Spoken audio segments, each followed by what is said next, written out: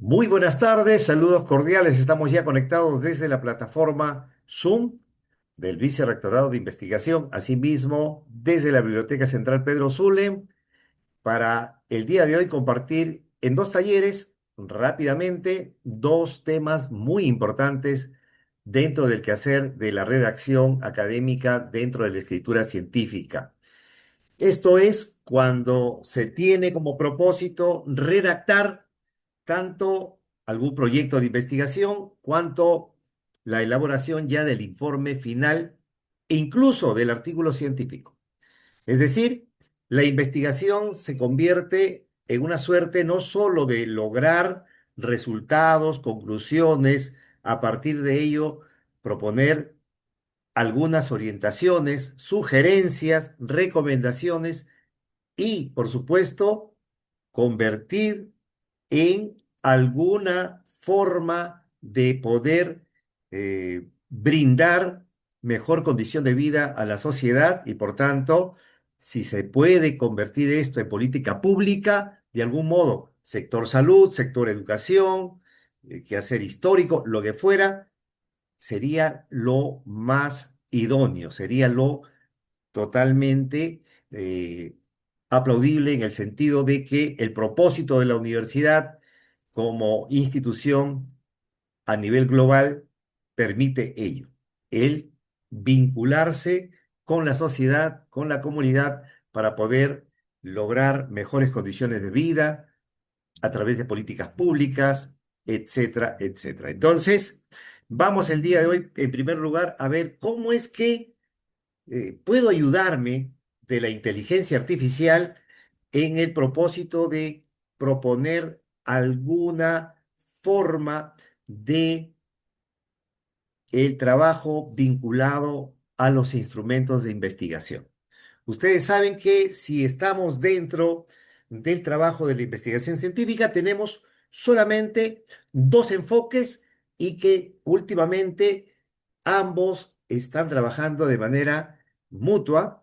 Me refiero al tipo de investigación cuantitativa, que es lo que por larga data se ha venido trabajando con mayor énfasis, con mayor frecuencia. Esto es investigaciones que tienen que ver con lo descriptivo, con los aspectos correlacionales y todo lo cuantificable. Sin embargo, aparece también, ya desde el siglo anterior, la propuesta del tipo de investigación cuantitativa y que no va a ver solamente la parte numérica, no va a verificar la parte que tiene que ver con lo cuantificable, con lo estadísticamente presentable y que llega a ciertas conclusiones que luego se generalizan a partir de una muestra, sino que va más allá, va al asunto de la percepción, de la parte de sensible, de cómo observa, de cómo ve, de cómo siente, de cómo percibe, cómo interpreta también el sujeto de investigación. Y por lo tanto, se utilizan una serie de herramientas para ello. Dentro de ambos casos, la unidad de ellos es la propuesta de los métodos mixtos, es decir, aquella forma en la que lo cuantitativo se va a complementar con lo cualitativo o viceversa. Tenemos también énfasis en lo cualitativo y para complementar, para llenar alguna brecha, se utiliza la parte cuantitativa, el otro enfoque. Y aquellos que de igual modo también, tanto lo cuantitativo cuanto lo cualitativo, tienen el mismo nivel, la misma importancia dentro de la investigación. Ya no son sino complementos biunívocos. Entonces, vamos a compartir de qué manera podemos nosotros, ayudados de la inteligencia artificial también, porque mucho se ha satanizado el uso de la inteligencia artificial. Lógicamente, cuando utilizamos la inteligencia artificial sin ética, sin declaración y utilizamos simplemente para copiar, para trasladar, para conseguir algunos datos sin verificación humana, es que entramos en riesgo.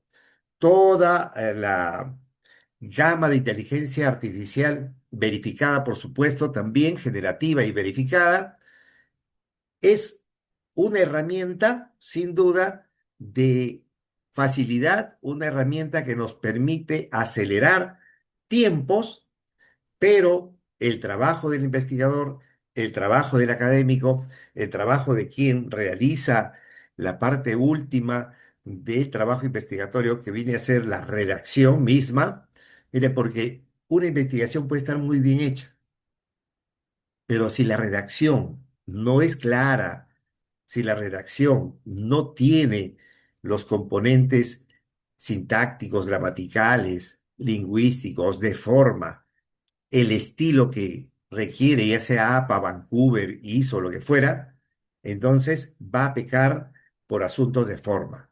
Entonces, que por el contrario, la investigación que realices que no sea observada tanto por el asunto de forma, sino más bien debe ser muy tenido en cuenta el aspecto de fondo. Bien hecha la investigación de fondo, la parte formal debe ser también aspectos que vinculen a una buena redacción, a un buen trabajo. Y es lo que en estos momentos vamos a compartir.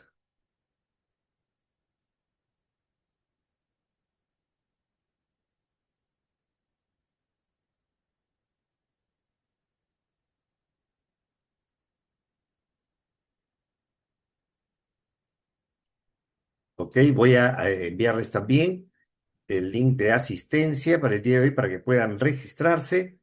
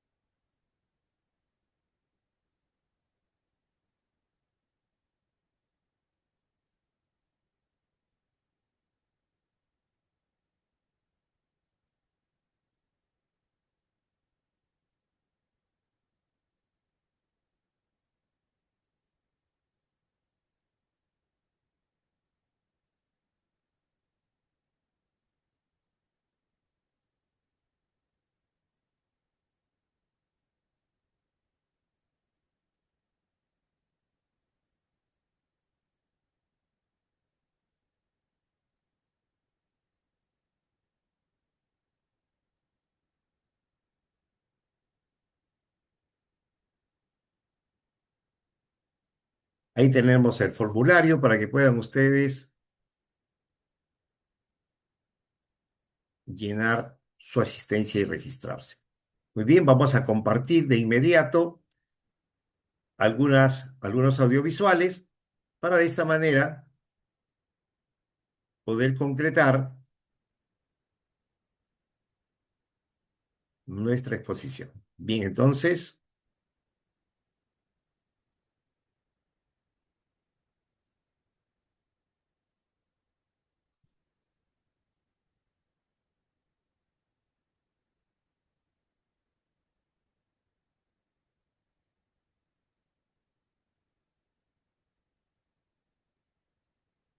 muy bien. Vamos a dar cuenta de las formas que podríamos nosotros elaborar un instrumento de investigación con la ayuda de la inteligencia artificial, pero la verificación de la inteligencia humana es muy importante. Les mencionamos también que voy a enviar asimismo el enlace hacia el final ya del taller a otra reunión que tenemos a las 5 de la tarde, en otro enlace Zoom, en el cual hablaremos de las famosas citas indirectas, es decir, cómo parafrasear, cómo hacer el parafraseo correspondiente para la tesis, para el artículo científico, ahora que se necesitan, sobre todo en artículos que van a postular a Web of the Science o los que van a postular a Scopus en los diferentes cuartiles. El parafraseo es sumamente necesario. Ya las citas directas, las citas textuales quedan de lado. ¿Por qué? Porque en artículos científicos, por ejemplo, de cuartiles altos, en artículos científicos que se postulan a indexaciones de Scopus o de Web of Science, no van a permitirles a ustedes hacer una citación de autor único, sino más bien buscar cuatro, cinco o más autores que coincidan con la idea que usted está proponiendo. Y por lo tanto, se tiene que hacer el parafraseo conveniente encontrando la idea o ideas comunes para que puedan parafrasearse de manera única. Entonces, es lo que está ahora en boga, ¿no? Ya no es que revisa usted un autor, sino tres, cuatro o cinco y los parafrasea de esta manera. Bien, cuando estamos dentro de diseñar un instrumento de investigación, lo primero que hay que tomar en claro es los objetivos que tú tienes de la investigación. Por lo tanto, el tipo de instrumento, un cuestionario, una entrevista a profundidad, en el caso cualitativo, una escala, un instrumento para poder obtener la información en un focus group. Por lo general, en la mayoría se utilizan cuestionarios. Y aquí se debe tener en cuenta lo siguiente. Hay quienes optan por buscar en algún artículo científico, en alguna tesis doctoral, por ejemplo, un instrumento ya validado que corresponda a lo mismo que usted investiga y tiene dos opciones: traer tal cual ese instrumento para servirme de ello y poder aplicarlo.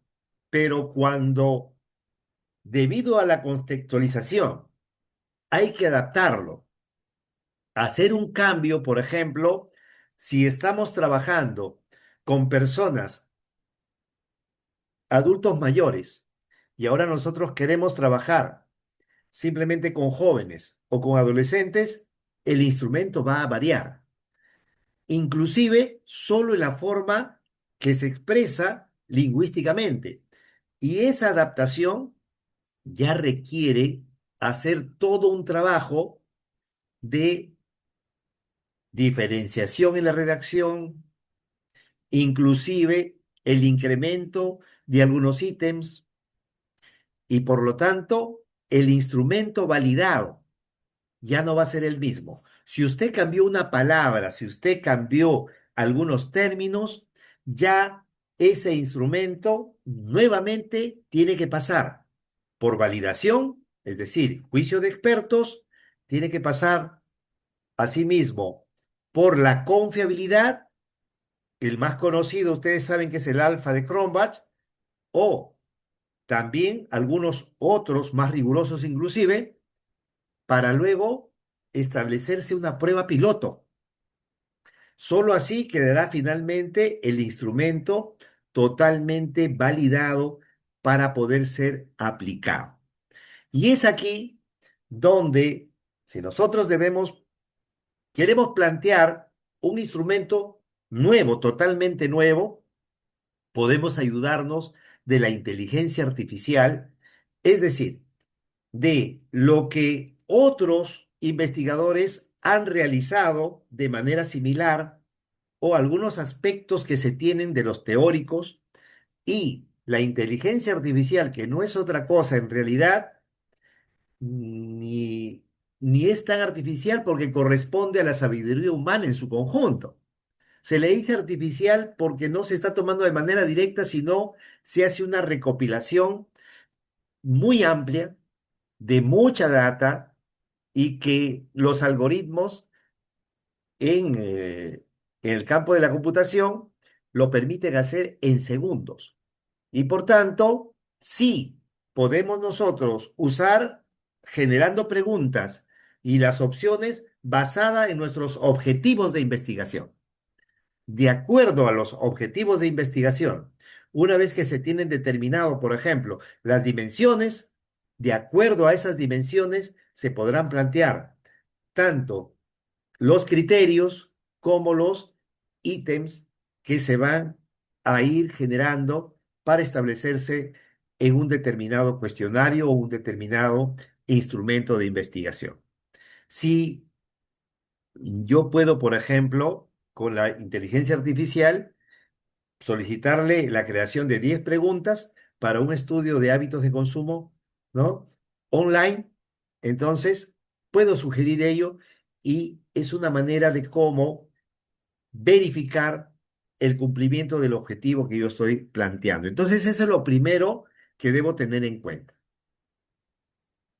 Hay que refinar el instrumento con inteligencia artificial, por supuesto, que es importante no dejar todo el trabajo solamente a la inteligencia artificial, sino que pase por una revisión humana. Hay que revisar que aquellas preguntas que no guíen respuestas, por ejemplo, ¿no? Los sesgos. Hay preguntas mal elaboradas que usted puede solicitar a la inteligencia artificial para una revisión crítica, como un experto en redacción, en lingüística, y que ve el estilo, si tiene lecturabilidad, si está sintácticamente bien hecha, entonces todo ello se puede contar con la inteligencia artificial. No es que el instrumento lo va a hacer la inteligencia artificial, sino que en ciertos procesos nos va a ayudar incluso en mejorar aquello que se tiene propuesto. Si usted tiene propuesto, por ejemplo, vamos a suponer que una de las preguntas o de los ítems del cuestionario señale, por ejemplo, ¿no? Eh, usted quiere plantear ahí y usted está utilizando para poder plantearle al el investigador el encuestado, a nuestra muestra de investigación una pregunta y que él debe elegir siempre, a veces, ¿no? Con frecuencia, nunca, etcétera. Si nosotros tenemos esa forma, usted plantea la pregunta o el ítem correspondiente y puede solicitar a la inteligencia artificial verificada para que revise aquella redacción. Si solicitarle si se está utilizando los términos comprensibles, entendibles, porque usted como investigador tiene una forma de expresión, pero supóngase que son adolescentes, son estudiantes de secundaria, vamos a suponer que se está haciendo un estudio en el campo de la sociología o en el campo, digamos, jurídico, con aquellas mujeres que presentan su denuncia en la DEMUNA, aquellas mujeres violentadas que reciben el soporte de las famosas casas refugio de la mujer. Entonces allí el tipo de lenguaje no va a ser el mismo, no va a ser un lenguaje académico el que se va a presentar. Se tiene que solicitar la adaptación del uso del lenguaje, de los términos de acuerdo a ese público objetivo. Y esto nos puede servir de mucho la inteligencia artificial. Ahora, profesor, y cuando pase esto, cuando pase al asunto de la revisión por el Turnitin, me va a salir que está hecho con inteligencia artificial. No, porque usted, ojo, no le va a pedir redáctalo. Aquí mucho cuidado. Aquellos que tienen ya elaborado un ítem, una pregunta del cuestionario, vamos a poner como ejemplo así, y le has pedido a la inteligencia artificial, ojo, que lo redacte utilizando los criterios sintácticos, gramaticales, ortográficos y de adecuación lingüística para adolescentes. Y tú dejas que la inteligencia artificial lo redacte, tú haces clic, copias y pegas a tu cuestionario, cuando lo vas a pasar por el Turnitin, ahora no solamente está captando lo que son las coincidencias, es decir, las similitudes, sino también está ahora vigilante de la generatividad. ¿Qué quiere decir esto? Va a lanzar advertencia: el 45% de lo que se está redactando, por ejemplo, en este instrumento, es muy probable, así te sale, no te dice tajantemente, pero dice, es probable que este haya sido elaborado con inteligencia artificial. La redacción ha sido de inteligencia artificial. Y entonces tu jurado o el evaluador, el padre ciego, va a decir, caray, ¿qué pasó aquí? Entonces, ¿qué es lo que nosotros tenemos que hacer? ¿Qué es lo que el investigador tiene que hacer? Usted tiene que pedirle a partir de un prompt que, por ejemplo, lanzas el criterio, lanzas tú el ítem, ¿no? Tienes el ítem y le solicitas, escribes y colocas ahí.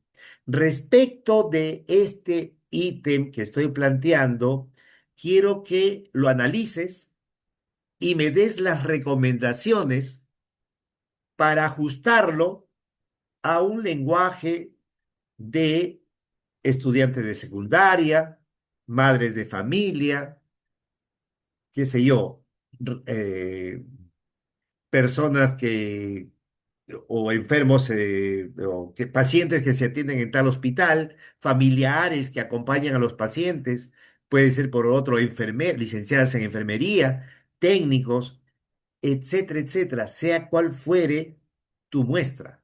Por lo tanto, ese público objetivo, hacia dónde va a ir, hacia dónde va l- la comprensión de ese instrumento para que sea resuelto. Por lo tanto, la inteligencia artificial no te lo va a redactar, sino te va a aconsejar, te va a decir, sería importante que aquí consideres este ajuste, el otro. Y con esa ayuda, tú lo redactas. Tú lo redactas. ¿Por qué? El trabajo tiene que ser tuyo, no es que tú ya lo voy a comprar de la inteligencia artificial y ya está. Y luego todavía hay algunas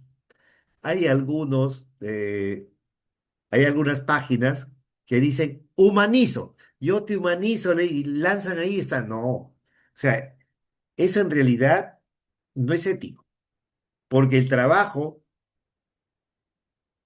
en última instancia, es del investigador, de quien está haciendo.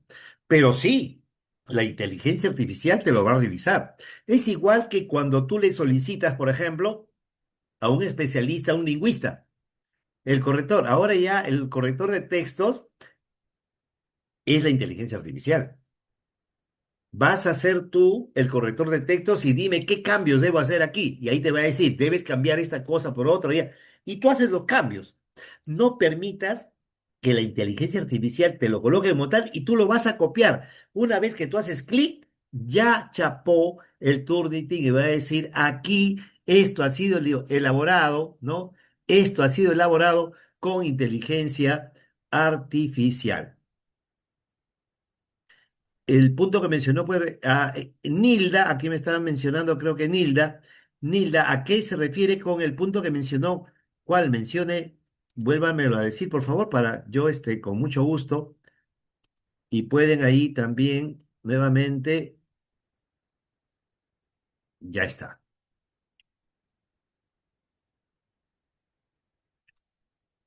Entonces, fíjense, la coherencia y relevancia. Asegurar que todas las preguntas sean pertinentes. Tú les puedes decir, estoy trabajando la investigación tal. puedes verificar este listado de ítems, de preguntas, son pertinentes, tienen coherencia y relevancia para la investigación tal que estoy realizando y la muestra que van a ser trabajadores, empleados públicos, qué sé yo. Y la inteligencia artificial te va a ir diciendo, mira, te va a ir diciendo, haz estos ajustes, haz estos cambios. No le pidas a la inteligencia artificial que te lo redacte, sino solicita que te haga críticas, que te haga observaciones, que sea tu jurado, que sea el especialista, que te mencione qué cambios debes hacer y tú redactas esos cambios. Tú tienes que darte el trabajo de redactar, pero toda esa suerte de orientación, de adecuación, de luz, de la coherencia, de la sintaxis, ¿ya? Te lo va a brindar la inteligencia artificial verificada, especializada como un experto. ¿De acuerdo? Entonces, por ahí, por ese lado, es que está la ayuda. Por ese lado está la ayuda. ¿De acuerdo? Entonces, bien, miren. eh, el 30% de quienes no te ha sucedido que tú aplicas una encuesta y rapidísimo lo puedes resolver y cuando tú vas a revisar un 30%, un 20%, un 35% no ha terminado la encuesta, es decir, no ha resuelto todas las preguntas. No ha resuelto todas las preguntas. Buenas tardes. En otras palabras, nosotros hacemos el borrador de nuestros instrumentos y la IA nos dará el feedback que se le adjunta en un Word. Por supuesto, Nicolás, por supuesto. Esa es la manera. No es que ya tú, elabórame un instrumento y tú no haces nada, ¿no? En serio, no haces nada, no. Le puedes plantear y esto, y una vez que ya tienes, vamos a ver luego, va a pasar por el control de qué. No solamente ya, va a pasar incluso por el alfa de Cronbach para ver la confiabilidad y ahí también te va a salir el porcentaje, te va a decir, cambia esta, ¿no? Incluso tú le puedes pedir a la inteligencia artificial de inmediato que te haga ese trabajo de alfa de Cronbach, de manera inmediata, y te va a decir, la pregunta número 4, la pregunta número 10, la pregunta número 5 necesita unos ajustes, porque está justamente esa pregunta o ese ítem es el que te está bajando el nivel de confiabilidad. Una pregunta mal elaborada te va a bajar ese nivel de confiabilidad. Y luego vienen las pruebas piloto, las pruebas piloto que también se tiene que hacer necesariamente para sacar el alfa de Cronbach. Ok, ya, ok. Mire, vamos a mencionar, ahora lo vamos a mencionar, sí, Mijail, lo vamos a mencionar, de qué se trata. Entonces, miren, luego no solo se queda ahí, sino que en juicio de expertos va a ser revisado por expertos para la garantía de la precisión, la claridad en las preguntas. Hay un juicio de expertos que ahora, por ejemplo, en tesis doctorales te piden un mínimo de 5 o hasta un tope de 10 revisores. Están cada vez más exigentes. Y si son para artículos científicos, con mucha mayor razón, va a pasar por pares ciego. ¿Qué son los famosos pares ciego? Quiere decir que personas que están vinculadas, que son como tú, investigadores en tu campo, son quienes lo van a revisar, pero no van a saber de quién es ese artículo. Tú tampoco vas a saber quiénes son los que se están revisando. Solamente las revistas envían a los revisores el artículo científico sin nombre, sin filiación. No saben ni de quién es. Puede ser incluso tu conocido, pero que ha revisado y él categóricamente va a hacer las observaciones sin tener en cuenta de quién es ese trabajo. A eso se llama de pares, doble pares ciego. Claro, en el caso, Nilda, para la tesis de maestría, me parece que se está solicitando de 3 a 5, dependiendo de la unidad de posgrado, ¿ya? Pero siempre el mínimo que yo he visto por ahí es un juicio de expertos de 3. Ahora, ahí también hay que tener mucho cuidado. Cuando usted va al juicio de expertos a solicitar el juicio de expertos, solicítele que lo revisen, porque por el apuro, aquí, como dice la canción, que levanten la mano, ¿ya? Que levanten la mano tal vez algunos, si no han sido, no han caído en eso, o han escuchado, o han sido tal vez partícipes aquí, doctores, magísteres que están, académicos que están aquí, que han servido de expertos, les han dicho, doctor, o ¿sabe qué? Magíster, para maestría te piden mínimo que el revisor sea un magíster, y para doctor para el grado de doctorado tiene que ser doctorados, postdoctorados. Sin embargo, tienes que buscar no solamente que sea doctor o que sea magíster, sino que sea especialista. Sobre todo eso. Alguien puede ser doctor, todo lo que tú quieras, pero no es especialista en el asunto. ¿De qué vale que sea doctor? Tiene que ser especialista en el aspecto de investigación que tú estás llevando. Ese es un experto. Aparte, debe tener el grado de doctor académicamente. Pero lo que no toma en cuenta todavía ahora la universidad y se le va es la especialización. Usted puede ser doctor en Derecho, ¿ya? Doctor en Gestión Pública, pero no conoce de medicamentos, por más doctor que sea, ¿cómo va a ser jurado, juez, revisor de experto simplemente por el grado si no tiene la especialización misma de trabajar, por ejemplo, con medicamentos genéricos o de trabajar con enfermedades raras, enfermedades tropicales, qué sé yo? Puede ser doctor en salud pública, pero no es experto en ese tema. Entonces, hay que buscar siempre nuestros revisores que sean expertos y que sean especialistas, además de doctores o académicos con grado de maestría. Entonces, ahí hay que tener muy en cuenta eso. Y no decirle, ¿sabe qué, doctor? Ahí le envío, uy, pero estoy un poquito apuradito, lo firmaré nomás. Ya, doctor, muchas gracias. Si te lo firma, eso es un pecado. A veces están por el apuro, o sea, por querer sacar el gran, qué sé yo, por querer validarlo, dice, sí, ya conseguí las firmas. O incluso te voy a dar los nombres de los doctores para que te lo firmen. No es cuestión de la firma.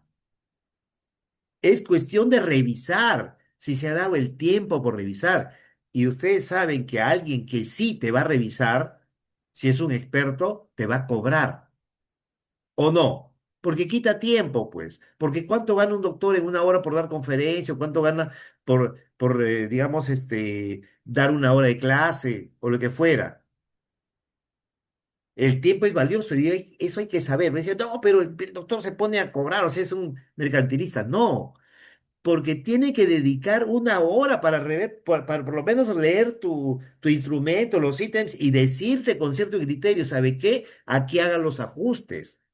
No se trata de que ya conseguí la firma y listo, sino que realmente haya esa revisión de juicios de expertos.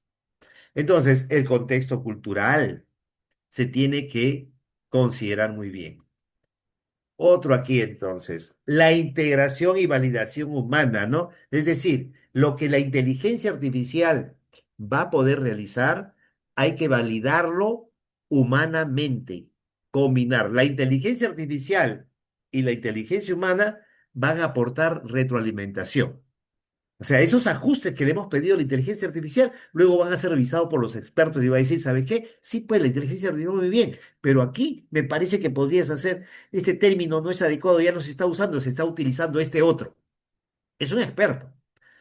Hay que modificar el instrumento de acuerdo a esas observaciones. No es que porque ya firmó, ya pasó, no. Si te ha dicho que tienes observaciones, si uno de los jurados te ha dicho si uno de los expertos te ha dicho que hay que ajustar aquí, usted tiene que hacer esos ajustes. Eso es. Hay que repetir, ahí viene la iteración, es decir, la reiteración hasta lograr un diseño totalmente correcto, robusto, como se le conoce.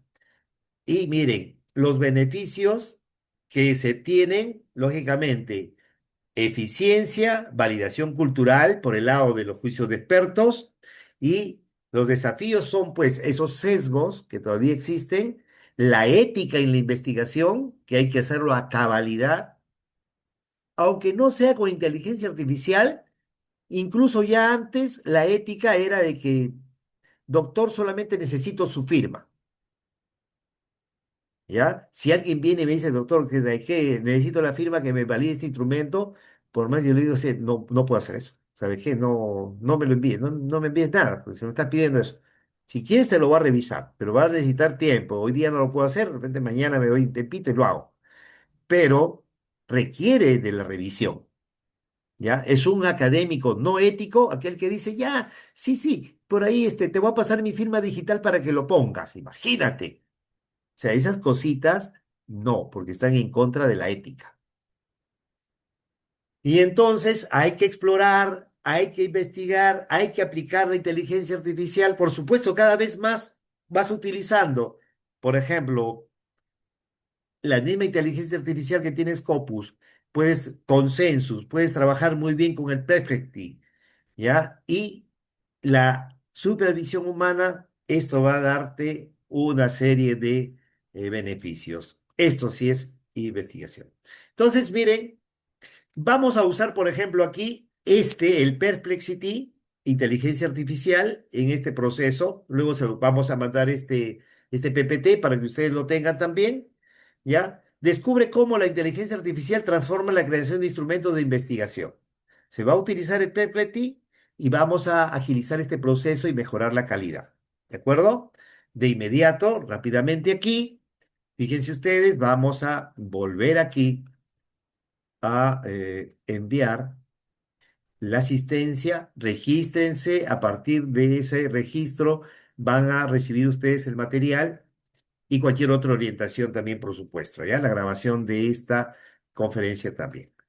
A ver, paso número uno, debe estar definido claramente el objetivo o los objetivos, ¿ya? Por supuesto, así es, Esteban. Por supuesto que sí. ¿Pero qué?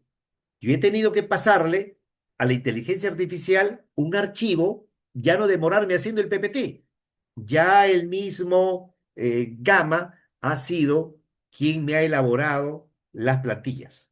¿Te das cuenta? Caso contrario, yo me demoraría ¿cuánto? Anteriormente me lo hacía un asistente. Imagínense ustedes el tiempo riguroso para uno estar haciendo sus diapositivas. El PPT es una parte técnica. Lógicamente, después hay que estar con la verificación. Así es, exactamente.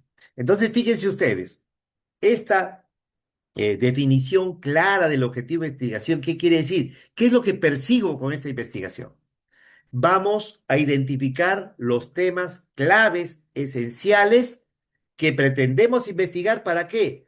Para que tengan consonancia con el instrumento que voy a diseñar. Las preguntas específicas se deben formular interrogantes o en todo caso o afirmaciones claras de esta manera, es decir, no pueden ser nubladas, no pueden ser a media tinta, ¿de acuerdo? Y por supuesto, así es el certificado de asistencia que se está enviando. También, miren, si nosotros estamos en una época del siglo XXI ya en que no hay marcha atrás, no hay marcha atrás. La inteligencia artificial no es mala, al contrario, es como cuando apareció, es como cuando apareció la computadora en primer momento, ¿no? Todo el mundo estaba en la máquina de escribir y un borrón, tenías que romper la hoja, empezar desde cero. Cuando vino ya por ejemplo, los primeros eh, procesadores de textos, aparecieron y ahí uno mismo lo eliminaba. Qué bonito, y ya no tenía que arrancar la hoja. Entonces ha ido mejorando. Luego vino el triple www y te aparecía la información por Google, los buscadores, ¿no? Que, y cada vez esto va siendo más creciente, pero ojo, si usted utiliza la inteligencia artificial solamente como el asunto de que me haga la inteligencia artificial y yo lo presento, eso es un error, porque tu cerebro no está desarrollándose. Por el contrario, se está debilitando. Tú lo que tienes que hacer es plantearle a la inteligencia artificial lo que deseas. La inteligencia artificial, que no es otra cosa, el cúmulo de conocimientos que hay en el globo, los expertos que han, a través de sus estudios, a través de sus artículos científicos, a través de sus libros, a través de sus teorías, a través de sus ponencias en YouTube, en otras plataformas, ¿ya? De vídeo, en podcast, qué sé yo. Todo eso va a procesar la inteligencia artificial según tú le solicites y de acuerdo a esos criterios de esos especialistas te va a dar la solución. No es que la máquina, el algoritmo te inventa. Lógicamente, si usted utiliza simplemente ChatGPT, te va a inventar un montón de cosas. Pero si usted utiliza una inteligencia artificial generativa de tipo especializada, especialmente para investigación, no va a ocurrir eso.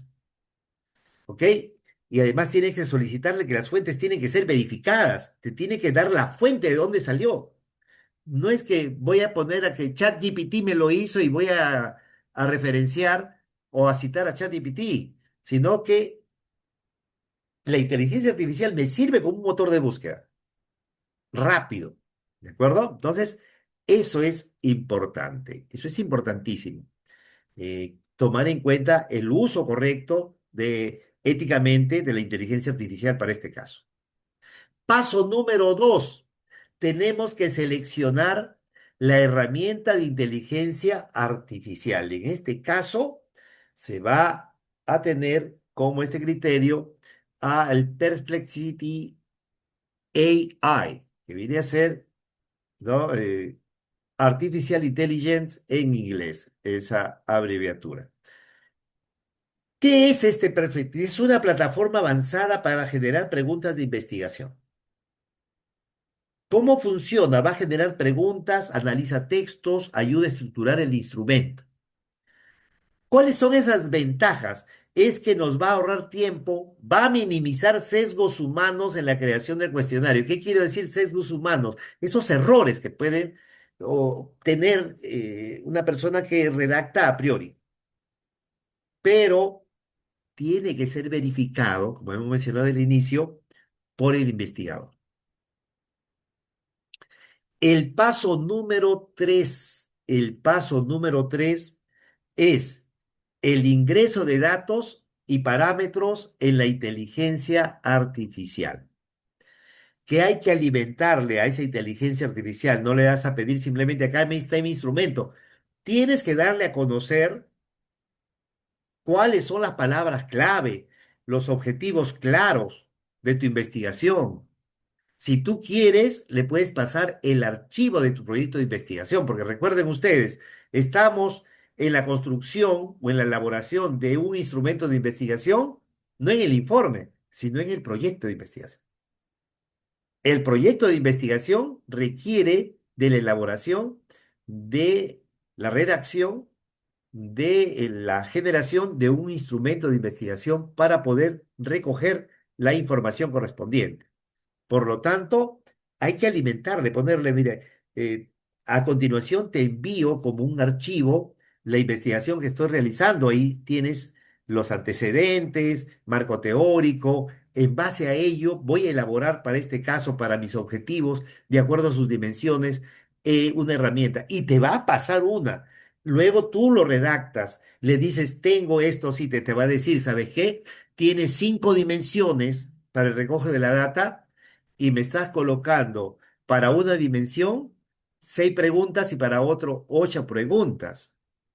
Si las dimensiones tienen todos igual valor, te va a orientar y te va a decir, deben tener el mismo número de ítems, por decir así, ¿ya? Y, uy, entonces tú empiezas la modificación de acuerdo a esos parámetros que tú le has brindado. No puedes simplemente, quiero un instrumento de investigación para esto y punto, no. Tienes que darle toda esa información de lo que tú estás haciendo, ¿de acuerdo?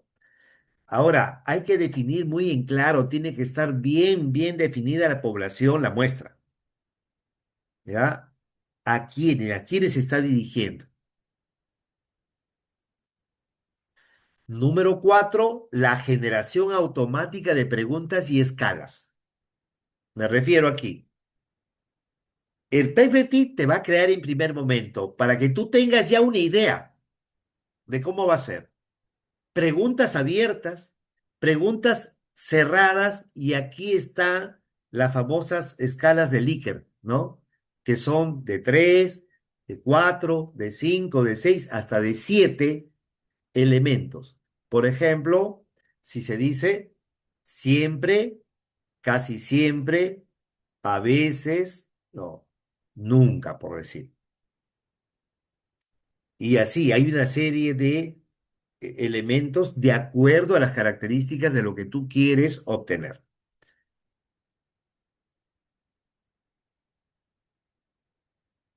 Y la revisión y el ajuste inicial por el investigador. Aquí empieza tu trabajo. Vas a evaluar la relevancia de ello, ¿no? Verificas que las preguntas sean pertinentes y coherentes a tu trabajo investigatorio. Vas a detectar aquellos sesgos.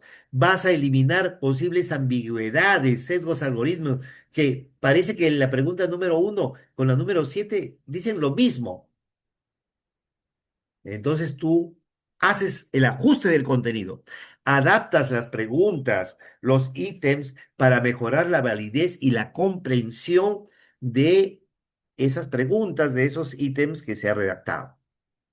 Y aquí viene el paso 6, la validación por expertos en la materia, como ya habíamos señalado.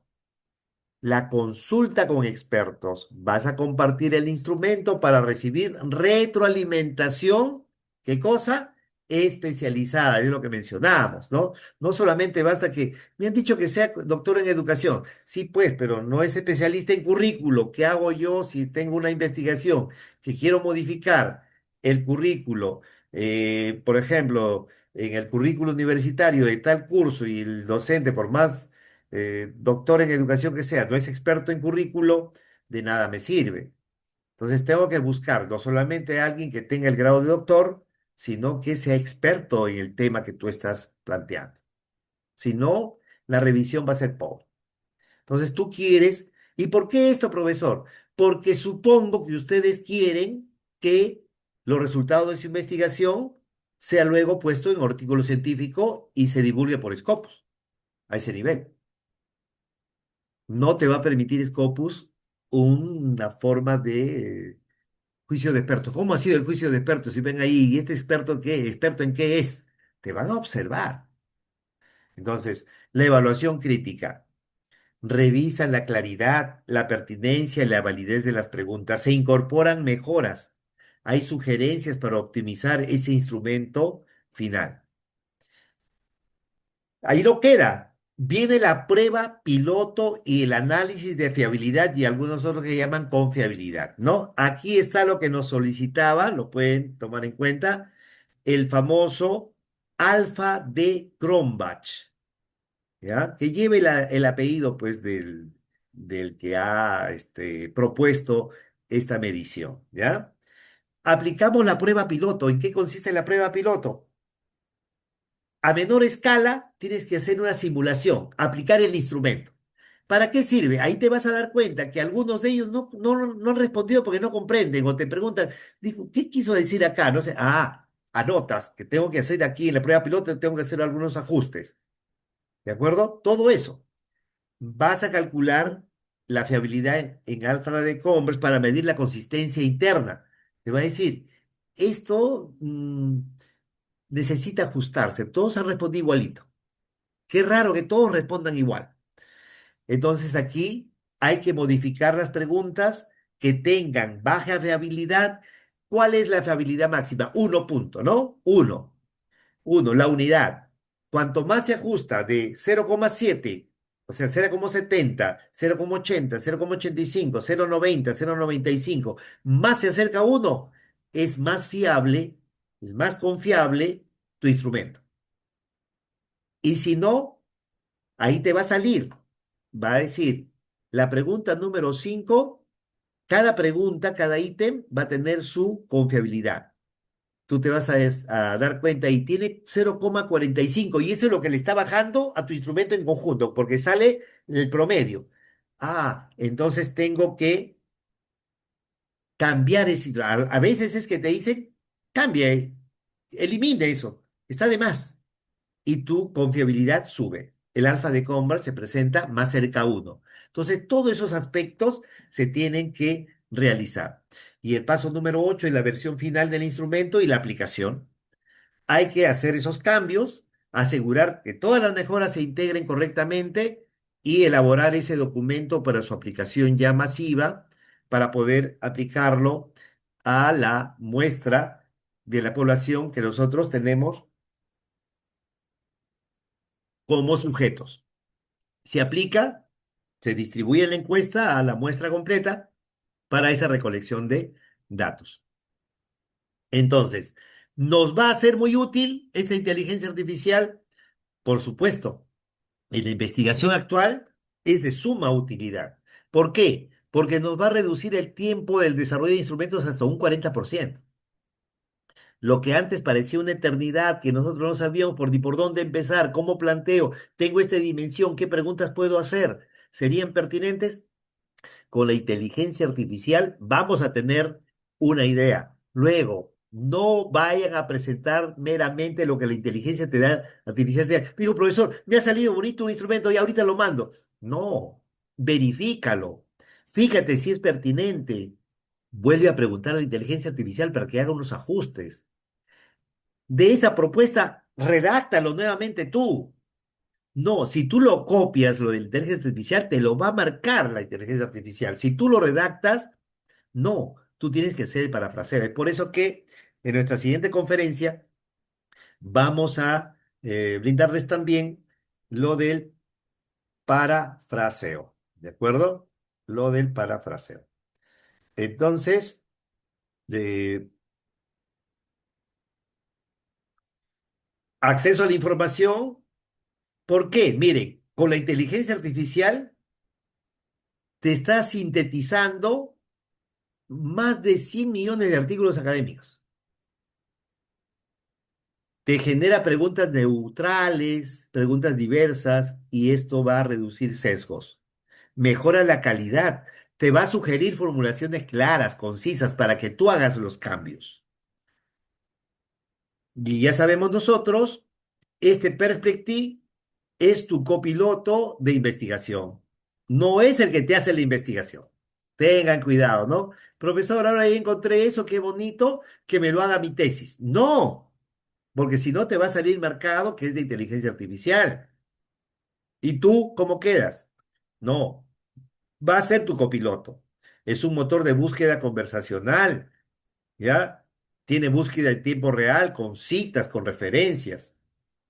El copiloto es el asistente guiado que maneja el perspective. Modo de focus busca dominios específicos, académicos, noticias, citas integradas. Esto de las citas integradas es lo que señalábamos para nuestra siguiente conferencia. Y ahora mismo los que no tienen el enlace, al final les voy a pasar por el chat el enlace. Y miren, citas integradas, ¿qué quiere decir?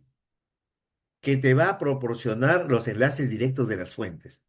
Una inteligencia artificial que no te muestra las citas, no te muestra las fuentes, te está engañando, te está diciendo cualquier cosa.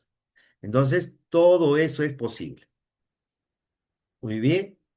Y ya tenemos las preguntas de investigación, deben ser claras, hay que refinarlas, etcétera, etcétera. Y acá tenemos también la extracción de entidades, las definiciones operacionales, las relaciones entre variables, todo esto hay que tenerlo en cuenta, ¿no? Entonces, miren la variedad de formatos que pueden haber, las dicotómicas, las abiertas, de acuerdo al público objetivo.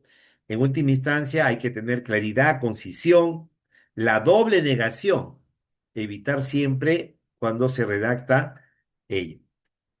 Estructurar el instrumento, ya sabemos, la revisión humana es importante, la prueba piloto, el análisis de fiabilidad y validez.